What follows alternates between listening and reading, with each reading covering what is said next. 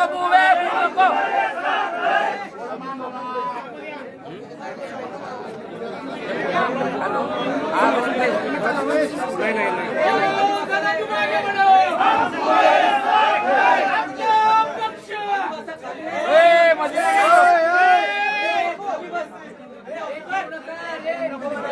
Mic लगा due पावला दे हात ते राहू दे भाऊ राहू दे ना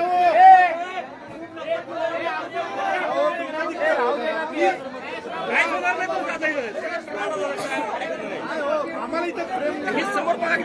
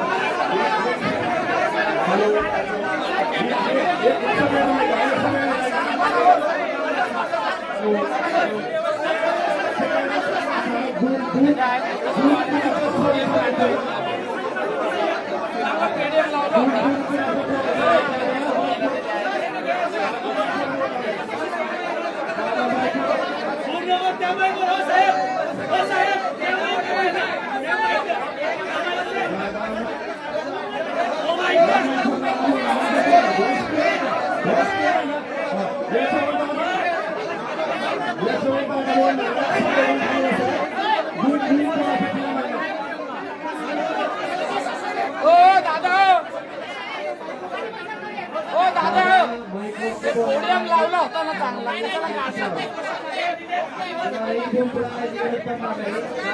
घेऊन बोलणार नाही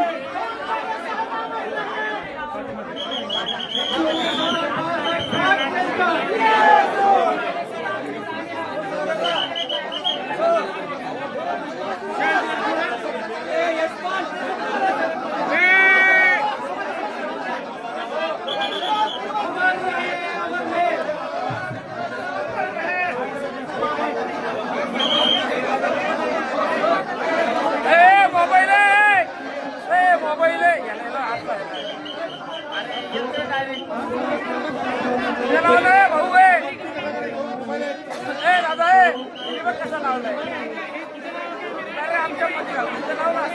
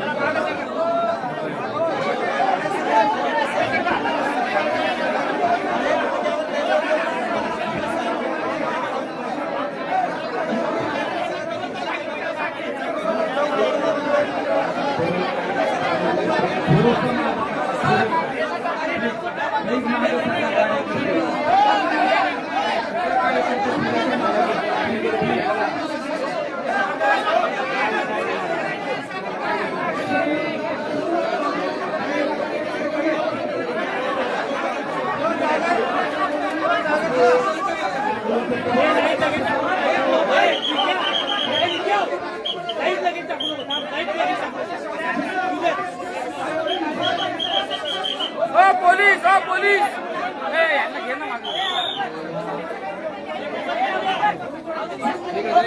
दादा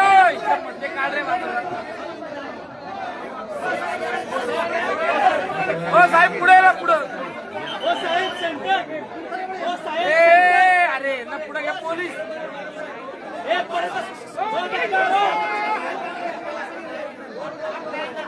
साहेब सेंटर साहेब इकडे साहेब इकडे सेंटर सेंटर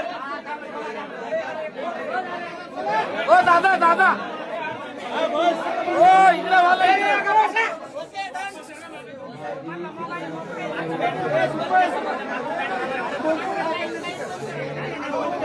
यार मोबाईल वर घेऊ नका रे खाली ठेवा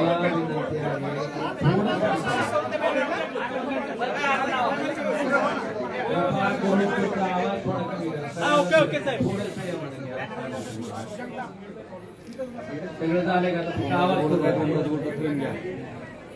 आज मी आल्यापासून धाराशिव लोकसभा मतदारसंघातील दादा हे पांढरा शर्ट माझ्या जीवाभावाच्या सगळ्या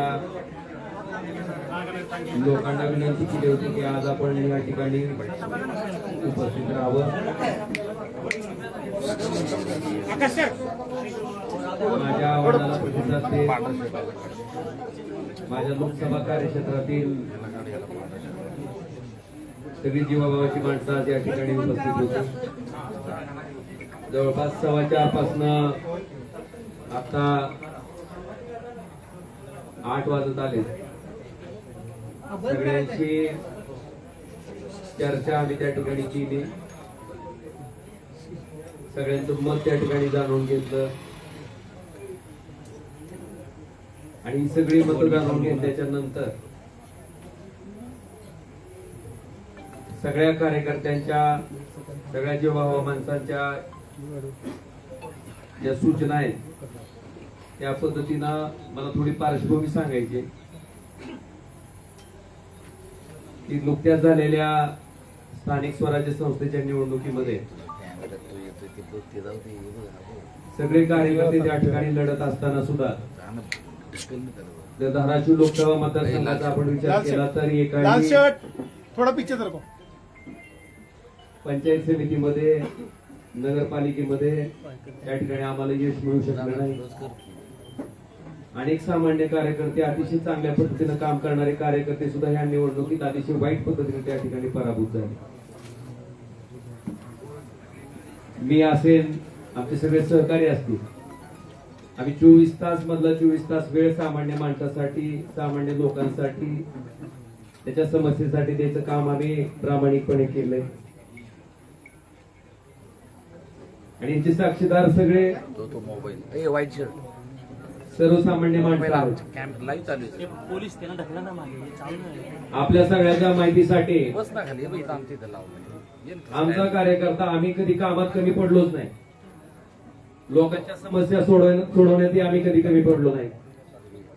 पण दुर्दैवानं सत्तेमुळं त्या ठिकाणी आम्हाला या पराभवाला सामोरं जावं लागलं. मला आपल्याला अतिशय प्रामाणिकपणे सांगायचंय की सामान्य माणसाच्या कामासाठी खरं तर इथं आम्ही लोकप्रतिनिधी म्हणून बसलेलो आहे. सामान्य माणसाच्या अक्षरशः ट्रान्सफॉर्मरला सुद्धा त्या ठिकाणी अडचणी येत होत्या. आज सगळ्यांच्या माध्यमातून त्या ठिकाणी मी निर्णय घेतलाय की शिवसेना पक्षात त्या ठिकाणी आम्ही जाणार आहे. अरे काय राव हे कुठं आलंय श्री एकनाथ शिंदे साहेबांच्या नेतृत्वाखाली आम्ही त्या ठिकाणी काम करणार आहे.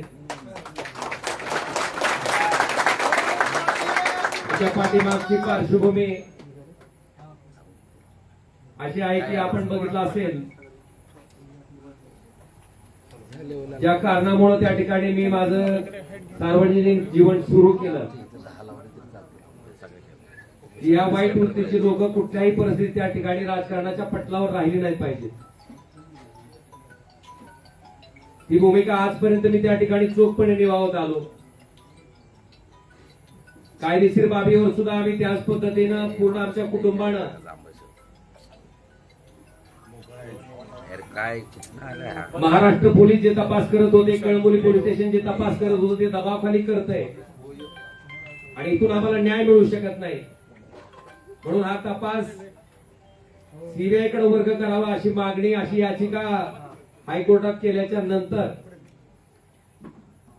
या हत्याकांडाचा तपास त्या ठिकाणी सीबीआय कडे वर्ग झाला. 20 वर्ष अविरतपणे न्यायालयीन प्रक्रिया चालली. फार मोठ्या अपेक्षा आमच्या कुटुंबाला त्या निकालात होत्या. मेरिटवर निकाल येईल अशी अपेक्षा होती, पण दुर्दैवानं जो काही निकाल आला ज्याच्यामध्ये सन्माननीय न्यायालय म्हणतंय की राजकीय वैमनस्य होतं तेही मान्य करतंय. कुठल्याही हत्याकांडामध्ये उद्देश, मोटिव्ह फार महत्वाचा असतो तेही न्यायालय मान्य करतंय. पण दुर्दैवानं कळंबोली पोलीस स्टेशनच्या तपासाला त्या ठिकाणी बेस करून मला वाटतं ज्या पद्धतीचा निकाल आला तो अतिशय दुर्दैवी होता. आणि अशा पद्धतीनं या निकालाचं दुःख, कारण ज्या दिवशी राजेसाहेब गेले त्या दिवशीचं जे दुःख होतं तशाच पद्धतीचं दुःख आमच्या पूर्ण कुटुंबाला काल सहन करावं लागलं. मला वाटतं ह्याच्यामध्ये एक माणूस त्या ठिकाणी सक्षमपणे आमच्या पाठीशी उभा होता आणि त्यांनाही ते पटलेलं नव्हतं. काल ज्या पद्धतीनं निकाल आला त्याच्या बाबतीत सीएम साहेब, देवेंद्रजी फडणवीस, श्री एकनाथ शिंदे साहेब यांच्याशी माझं बोलणं झालं. त्यांनी अमित शहा साहेबांबरोबरही माझं बोलणं करून दिलं. आम्ही त्यांना इतकीच विनंती केली की साहेब आम्हाला कुणाचा फेवर नको आहे, पण आम्ही जे संघर्ष मागच्या 20 वर्षापासून करतोय, फक्त न्याय मागतोय, तो न्याय आम्हाला मिळवून द्यावा ही आम्ही कळकळीची विनंती त्या ठिकाणी केली. आणि आदरणीय एकनाथ शिंदे साहेबांनी स्वतः समोर येऊन स्टेटमेंट दिलं आणि सीबीआय त्या ठिकाणी माननीय हायकोर्टात या प्रकरणाबाबतीत अपील दाखल करणार आहे. अपेक्षा इतकीच आहे की या केसच्या मेरिटवर त्या ठिकाणी जो न्याय त्या ठिकाणी डावलला गेला तो आम्हाला न्याय मिळावा. आणि म्हणून या सगळ्या बाबीचा विचार केल्याच्या नंतर आपण जर आमची इथली राजकीय परिस्थिती बघितली असेल, बऱ्याच मंडळींना वाटतंय की आता तुमचा एक पक्ष त्यांचा एक पक्ष. मी अतिशय प्रामाणिकपणे सांगतो की कुठलाही पक्ष असला तर अशा वृत्तीला राजकारणातनं थांबवण्यासाठी जे काय करावं लागणार आहे त्याच्यासाठी ओमराजे कधीच थांबणार नाही ना मला कोणी रोखू शकत. आज ज्या सत्तेची ताकद घेऊन त्या ठिकाणी आमच्यासारख्या सर्वसामान्य कार्यकर्त्यावर जो अन्याय होतोय, आज गावागावातल्या माणसाला त्या ठिकाणी थांबवलं जात आहे. अनेक लोकोपयोगी कामं आहेत. खासदार म्हणून त्या माणसाला वाटतंय की बाबा खासदारांना आमचं ट्रान्सफॉर्मर द्यावा, खासदारांना आमच्यातलं अमुक काम करावं.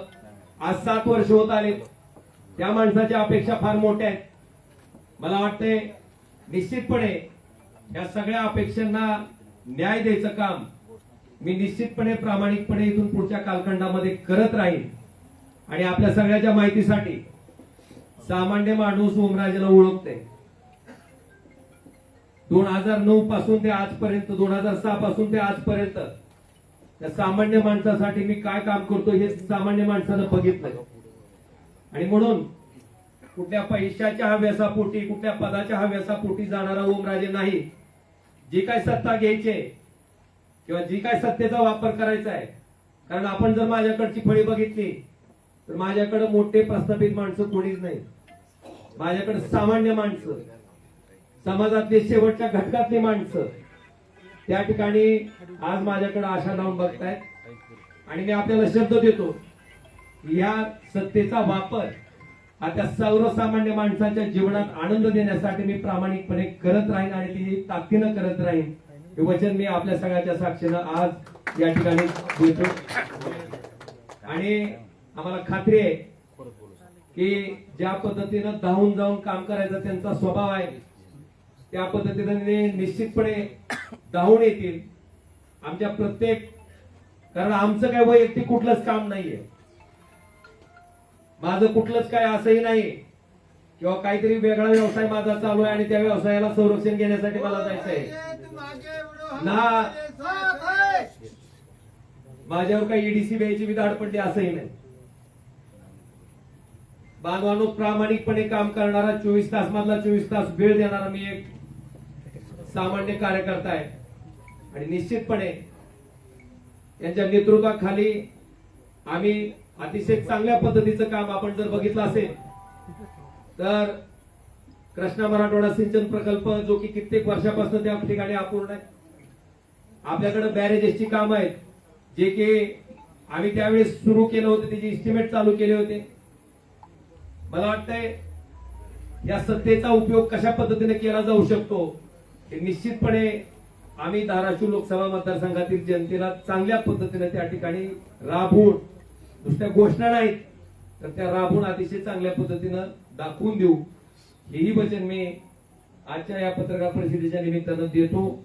आणि निश्चितपणे आदरणीय उद्धवजी, आदरणीय आदित्यजी, बाळासाहेब यांचा सगळ्यांचा मला प्रचंड स्नेह लाभला, त्यांचे आशीर्वाद लाभले, त्यांचं प्रेम लाभलेलं आहे. मला वाटतंय माझ्या मनात, माझ्या तोंडात कधीही कुणाबद्दलही वाईट शब्द कधी आलेला नाही, येणारही नाही. आणि मी मगाशी आमच्या सगळ्या सैनिकांना सुद्धा सगळ्यांना सांगितलं की एकही शब्द भले कुठल्याही प्रकारची, कशाही प्रकारची कमेंट पुढे न आली तर मला वाटतंय मातोश्रीबद्दल आपल्याकडे एकही शब्द जायला नको, ही मी विनंती सगळ्या आमच्या कार्यकर्त्यांना केलेली आहे. मी त्यांचंही मनापासून आभार व्यक्त करतो. आणि निश्चितपणे माझा पुढचा जो राजकीय प्रवास आहे, हा राजकीय प्रवास सर्वसामान्य माणसाच्या जीवनात आनंदाचे क्षण आणण्यासाठी, त्याला सुखाचे क्षण देण्यासाठी मी कायमस्वरूपी अविरतपणे जसं आधी काम करत आलोय त्याच पद्धतीने अविरतपणे त्यांच्यासाठी काम करत राहील, हेही वचन देतो. चर्चा केली असं सांगितलं एकनाथ शिंदे साहेबांनी बोलणं करून दिलं. उद्धव ठाकरेंची आपली काही चर्चा झाली का, त्यांच्याशी काय बोललात का, किंवा आपण भविष्यात कधी त्यांच्याशी अमित भाई शहांशी आपण चर्चा केली फोनवरून, एकनाथ शिंदे साहेबांनी आपल्याला फोनवरून चर्चा करून दिल्याचं बोलला. उद्धव ठाकरेंची काही चर्चा आपली झाली का या संदर्भात, या सगळ्या निर्णयाच्या अनुषंगाने, आणि भविष्यात काय होईल का कुठल्या कशा पद्धतीने या निर्णयाबाबत? आज उद्धव ठाकरेंना आपण आपल्याशी फोन केल्याच्या आपल्याशी एक लक्षात घ्या, माझी जी काय भूमिका होती, मी ज्या पद्धतीने ठरवलं होतं, ज्या पद्धतीने सांगितलं होतं त्या पद्धतीने मी आपल्या सगळ्यांच्या समक्ष मांडलेले. आणि माझी आपल्याला इतकीच विनंती आहे की आम्ही काय बोललेलो असं तर निश्चितपणे तुम्ही त्याची बातमी करा, त्याच्याबद्दल काही दुमत नाही.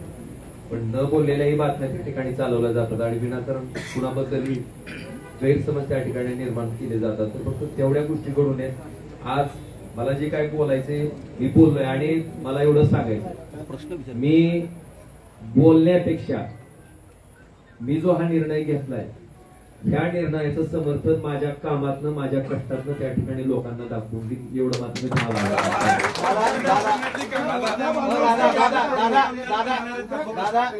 दादा कुठल्या अटी शर्ती काय ठेवलेत का तुमच्या प्रवेशासाठी? लक्षात घ्या, अटी शर्ती टाकून मी काम करणारा कार्यकर्ता नाही. आणि आपल्या माहितीसाठी जागेवर थांबवलं नाही.